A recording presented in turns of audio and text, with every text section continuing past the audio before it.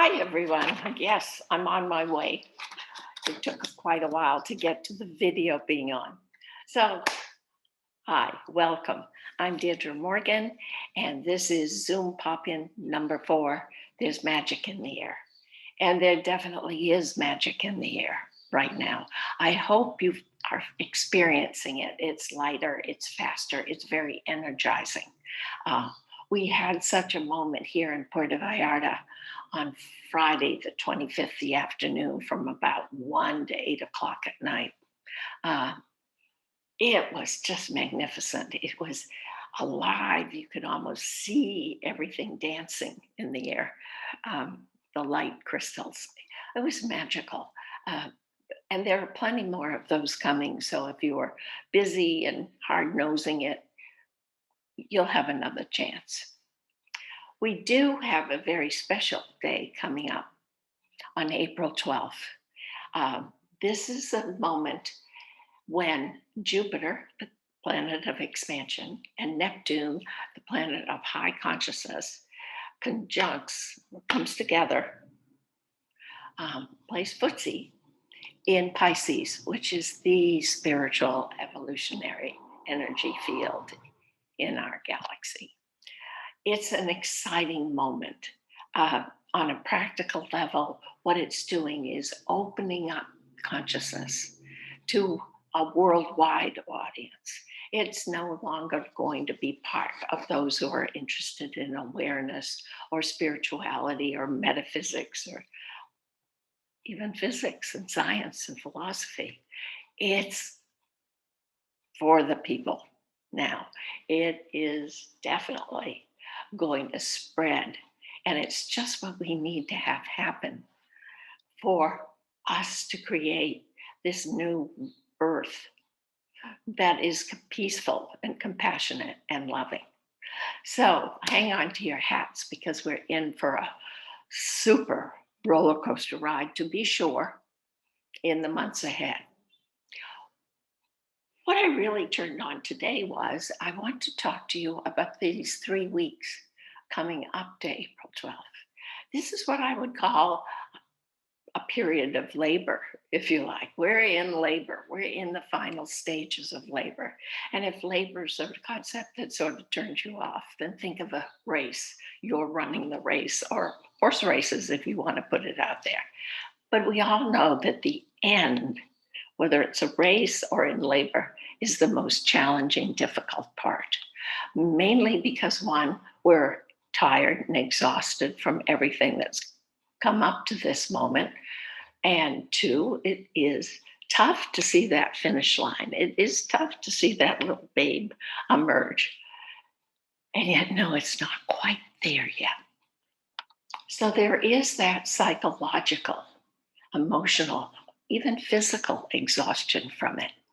And I'm, though, going to ask you to look at it from an even higher perch. Witness, observe that these last 3 weeks we're going in are the final countdown into our quest for connecting to source, to center, to core, to soul, to divinity, to that spark of divinity that is creative and loving in each of us, to the God self, or many people call it 0 point or God point. So as we approach, though, you know, it's good to understand that this point is empty, it's void. There appears to be nothing in it. So it doesn't have a, it's not about giving out to us at that point. We have to keep going and doing it from within, from ourselves. All right. So this emptiness, this void, though, is the energy field that is most aligned and connected to universal source or the God source or God the creator, whatever you call that magnificent, all encompassing source energy. Okay? The two are one energetically. So, but because it's doesn't have a whole lot of energy that's resonating out, we get tired and exhausted more easily. Also, this 0 point, this God point, maximizes our ability to create, our power to create, to manifest, to love. And here's another perk we get: effortlessly. Effortlessly for me is where the magic is in life. It's what just comes to you or seems to come to you. But it tells you there's an organic process working there that's pulling it in because you're in that state of neutral or the zone or God point. And we go there unconsciously. We don't have to do anything or be anything or align or make it work. That's third dimensional stuff. It's old format, guys. So give that up. But you could say to me, well, how come it doesn't work more, or what doesn't work at all for me, or what are we going to do here? Okay, before I tell you, here's the thing. Remember, 0 point is that zero, whole and complete within itself. And those two zeros, when they join, form the heart, which I think is just fun. But 0 point, what's wonderful about knowing this is that the 0 point contains the masculine and feminine energy in equal measure. Okay? That's why it's neutral. That's why it's um, in the zone. And that's why it is called the state of love, not the state of loving, the state of love. It is source energy of love.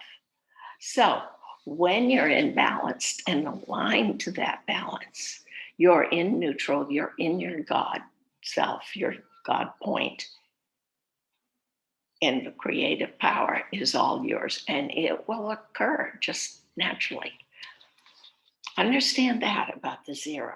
We all think it represents nothing. Well, in a way, that's true. It represents no thing in particular, and we can't see it, so we say no thing. But no thing is everything unmanifested. It is the all. It is where we've all been seeking for, only we're looking for something, and it's just there. So then, why does it work? Well, we're looking for something and we're chasing around. But here's the real thing: most of us, when we hit that space, that void, we freak out and we attach all sorts of judgy, negative things to it. And we back away into the familiar, into old patterns, into old habits, because that's our comfort zone. And the thing about our comfort zone is, even if we're not happy there, we know we will survive. We know we're safe. It's worked for X amount of years you've been on earth. So you're willing to go back there. You're willing to give up or sacrifice the quality of life for survival. And that's all that matters to many of us. Just let me survive. Okay. The quality of life becomes secondary. So, this is what I would like for you to think. Look, these next few weeks, you're going to be asked survival, quantity versus quality, if you like. You're being asked to move beyond this third dimensional operational or mindset, if you like, to be moved beyond duality and polarity and judging and the outer directed approach to living, where you give your power over to other people's opinions or actions. You're being asked to move into a sense of unity, wholeness within, and oneness, knowing that we're each based in this same whole, beautiful, loving, creative energy. And here I just want to add a little bit. It's unity, it's oneness. It is not uniformity. To be one, we don't have to have the same opinion. We don't all have to think alike. In fact, I think nothing could be dull or worse than that. It just means we acknowledge that creative, loving energy in each of us and know that each one is doing the best they can.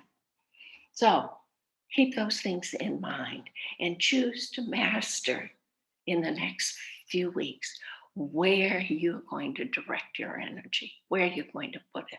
Are you going to put it into all the good you have, all the beauty you see, whether it's in Mother Nature or your children or yourself? It's all the same. Focus on the beauty, the magnificent of you and life. Um, when I first started in metaphysics, back in the dark ages, um, there was a book, Love is Letting Go of Fear. Do it for yourself. Eleanor Roosevelt said, if you fear it, do it, which means you master the fear, and fear becomes converted into trust and confidence and peace. So let's all just keep going.